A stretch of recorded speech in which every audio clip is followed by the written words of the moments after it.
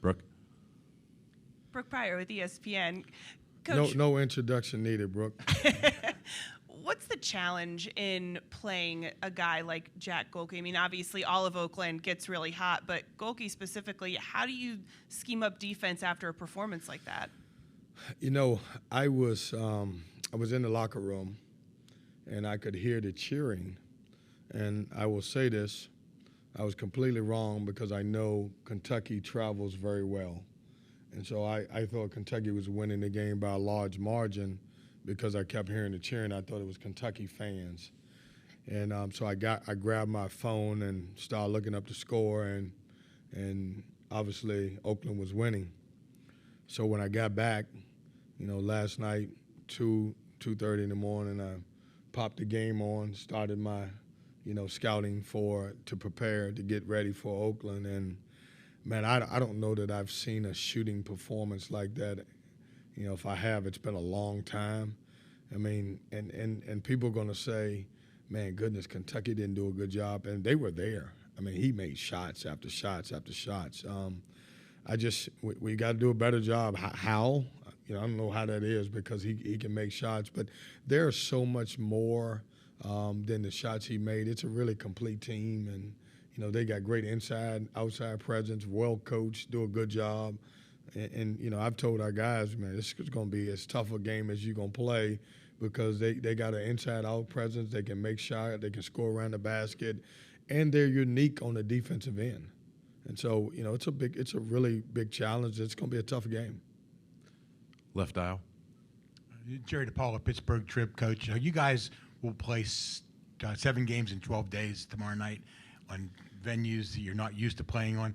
What is the secret to your team not getting exhausted, and how do you keep them engaged for that long without falling over? When you go to Chick-fil-A, they never tell you what's in those sandwiches, and it's really good. So I'm not going to give my secret away because, our guys are, I'm amazed at them every game that we play, and all the credit goes to them. We spend a lot of time in the preseason and during the season working on our conditioning. As a matter of fact, we've also called ourselves one of the best conditioned teams in the country, if not the best. And it's really paid off for our guys mentally and physically.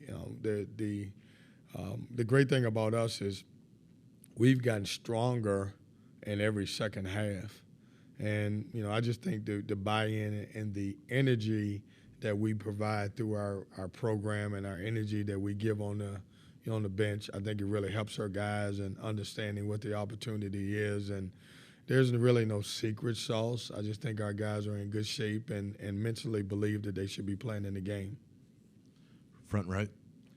Michael Perchik, ABC 11 out of Raleigh. Coach, I don't know if you saw any of the videos circulating on social media of NC State students packing the bell tower after last night's game. What does that type of image mean to you, understanding the rich history of this program? Well, it means a lot.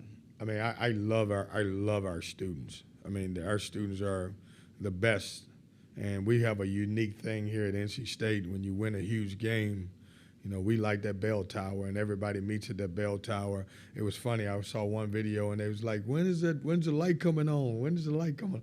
I thought it was great. And, when we win, it's not just about our basketball team. It's about our school, and it's about our students. I mean, we're the only team that has, 3 Power 5 teams in the same area within 25 minutes of each other. And it's a lot of bragging rights going around there. And, we've had a long history of great basketball, and just to see us playing that well and obviously providing that spark for our entire school and our student body who has, been with us at games and screaming and yelling at those games, it means a lot. Like, we don't just win as a basketball program, we win as a university. Questions for Coach. Back to Brooke. Kevin, you talked a couple days ago about just the number of bids that the ACC got or lack thereof. What kind of message does it send to the committee, each win that you have and each win that other conference teams have in this tournament? The unfortunate thing is it doesn't really send a message. I mean, I hate it because, we look at the magical run that we had last year from some of our teams, and I think we try to, tapped down on that a little bit this year going into Selection Sunday, and it didn't work. I think as a conference, we got to figure it out. What really bothers me a little bit is that we put so much emphasis on the non-conference. So let's break down most of our teams' non-conference. Let's say you play 7 Power 5, and then you play 4 mid-majors or bye games, or let's say, you go 6 and 5 at Power 5 versus, mid-major teams, bye games. So that's 11 games. You can't tell me that that's, should mean more than playing 20 Power 5 games in your league. And you got to go to home venues and away. So I think somehow we got to get out of putting more emphasis on the non-conference, because to me it appears that you can lose a bid in what you do in a non-conference opposed to how you finish. So let's use us for example. Our non-conference was okay. We didn't really have the major win. But look how we finished when we went to our tournament. We won 5 games in a row against 5 good teams 5 days in a row. Now, if we didn't put so much emphasis on it, we would have been in the tournament no matter what, because the way we finished our regular season, and we didn't have that opportunity. It's, think about this now. You got 10 great programs and great coaches that are sitting at home that didn't get a chance to go to the NCAA, and that's just not really fair. Like the ACC is, in my opinion, I'm very biased, is the #1 conference in basketball, and we deserve more. Now, we have to do our part. If the non-conference is what it's about, then as coaches we got to win more games, or we all have to figure out the net. And some people figured out the net and we haven't, but I guess winning will solve a lot of problems. But I just think it's disappointing, because I would love to see more kids get an opportunity. You asked me a great question yesterday. The other day, I still think that we should expand the tournament, because it gives more kids opportunities. Like everything's about our student athletes. If that is true, then I know people say, well, we'll ruin the tournament. There's still going to be upsets, whether you expand it or not. But it's been the same amount since it went from 64 to 68. When it went to 68, nothing happened. It's still a great event. So why can't we add some more to it? And I think that will really help, because I always say this, anytime you can help the student athletes get a chance to experience something, is always better for our sport. Back right. Gary Hahn with the Wolfpack Sports Network. Kevin, of all the challenges that the Wolfpack teams had to face the last 6 games, what are you the proudest of in terms of being able to overcome those challenges? Well, I think the biggest thing I'm proud of is our guys was able to block out any distractions. The way we finished our season, and it was really tough. We lost 4 games in a row, and it would have been easy for those guys to say, man, it's just not our season, and pack it in. And when we were winning those games at the ACC, we were also on spring break, and it was warm in D.C. And so our guys could have said, man, we lose, we can go home, we can go on spring break.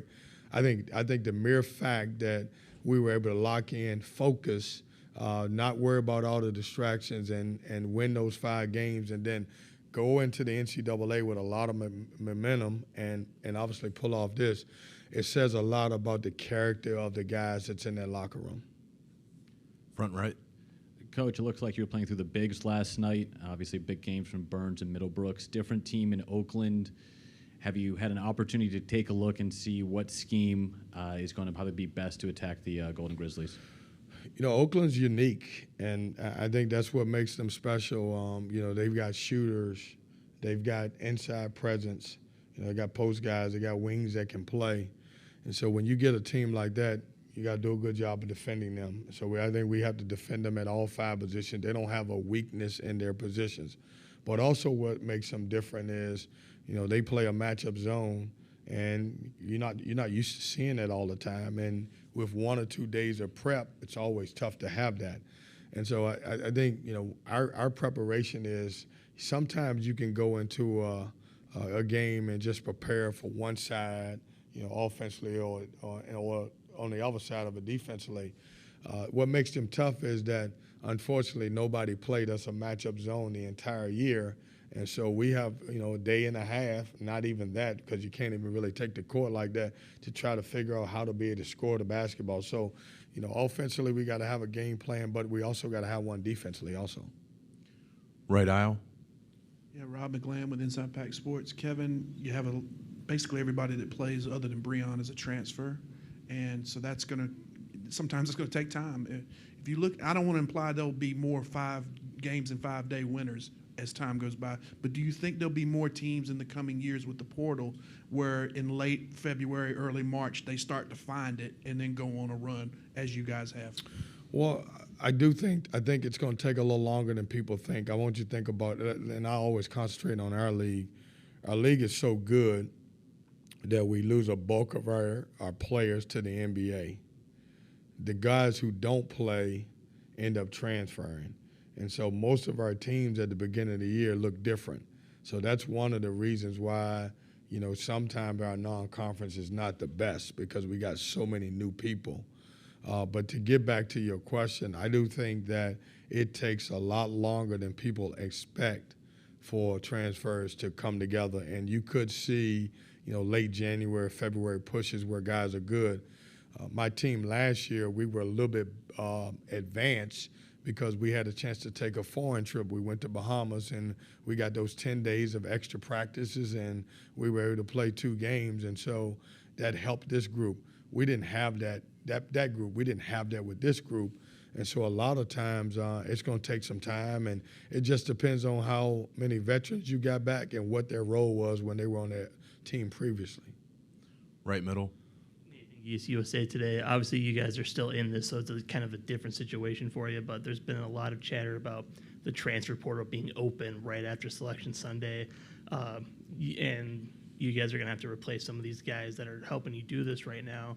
How do you kind of balance looking at who's there, how many guys do you kind of dedicate to that, and what are your just thoughts on when this is open? Yeah, that's a great question.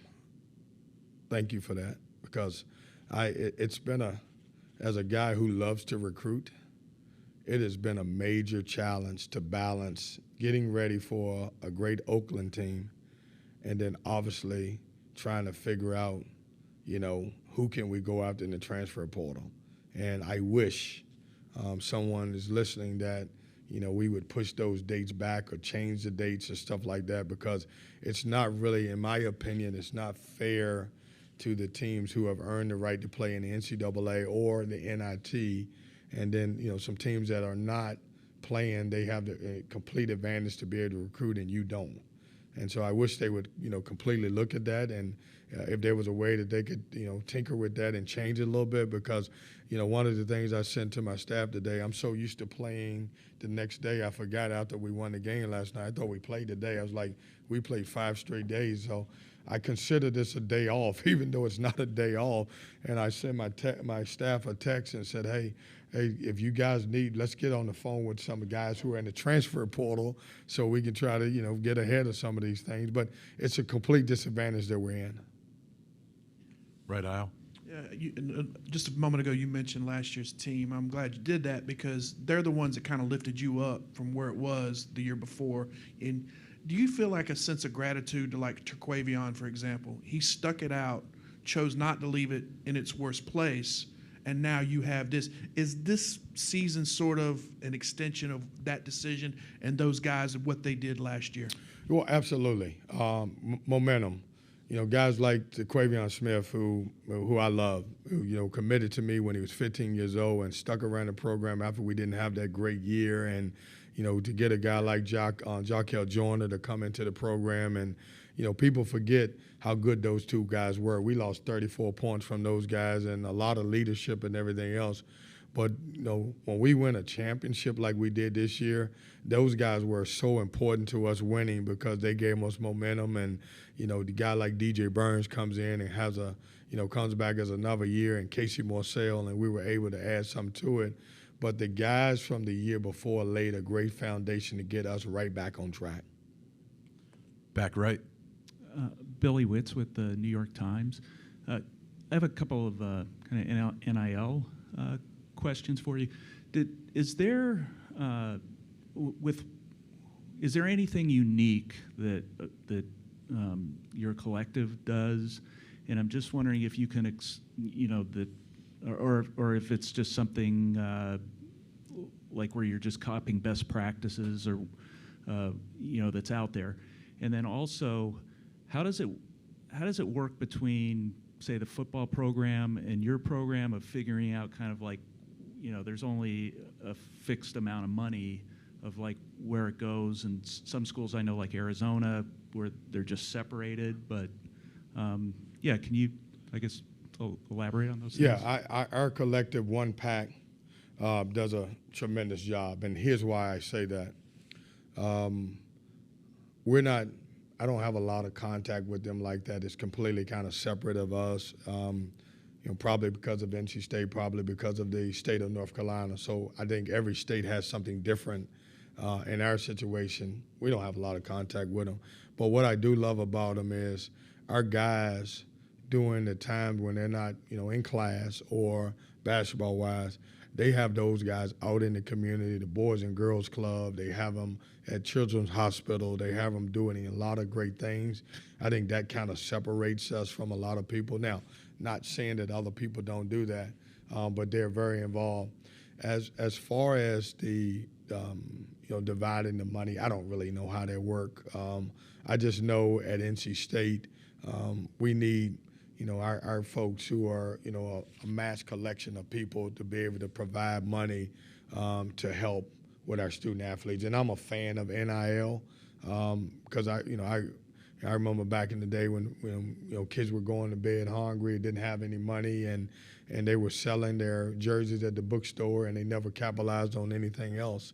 And so I am a fan of that. But I think our collective does a really good job of that part of it. I don't know how it's broke down. I wish I did. If I did, I would request. I like to get $7 million if I could. It's a joke. Don't print that. I just want everybody to know that. But Probably got time for a couple more. Front right. Coach, you said previously one of the differences between this year's team and last year's team is the depth. More guys you can count on to score and contribute. Last night, a good example with Ben Middlebrooks chipping in 21. In a tournament like this in particular, where it's natural for these student athletes to have some nerves, to maybe have an off night, how vital is that depth where it's not one guy having to carry the load game in, game out? Well, depth can be looked at in a different way. It's weird because we built this team to have 10 guys that will be able to play, and now we're down to 7 or 8 that's really contributing. Last year, the team had more numbers that played. But what's unique about this team is, like last year, if TaQuavion Smith or Jarkel Joyner didn't lead us, then it was going to be hard for us to win. I think out of the 6 games that we played, in the postseason, I think at least 5 of them maybe, we've had a different leading scorer, and that's a good thing because it's hard to, focus in on one guy. Ben was great. He did a tremendous job last night, and what was so special about last night was, as Ben was scoring, DJ Burns was just the most excited guy for him, and I think that's what's made our team really special. They're really happy for the success of their teammates. Our last question right here. Yes, sir. Greg Campy, I just want to know your impressions of him. He's been at the same place a long time. He's coached a long time. Yep. Are those things that you would want in your life? Would you want to be somebody that coaches 40 years or spends an inordinate amount of time at the same place? I mean, just your impressions on him and how is that the life you would want? Well, first of all, let's just start with the obvious. He's a tremendous coach. I mean, you do not get the opportunity to stay anywhere for 40 years unless you know what you're doing. That's not happening in today's time. Nobody stays. Nobody's going to get that opportunity because but he has done such a great job, and probably, I'll say this, probably one of the most underrated coaches, in the country with what he's done. And, you've seen he's, put that program on the map. And, I just every, 2 or 3 years you hear about Oakland and upsetting people. And, I heard about him earlier this year. I think it was, and quote me if I'm wrong, correct me if I'm wrong, I think it was the Xavier win. Pretty doggone good. And, he knows what he's doing. He's put together a collection of really good players. And you could tell his players enjoy playing for him. He runs a system that's really good. And, they know what they're doing.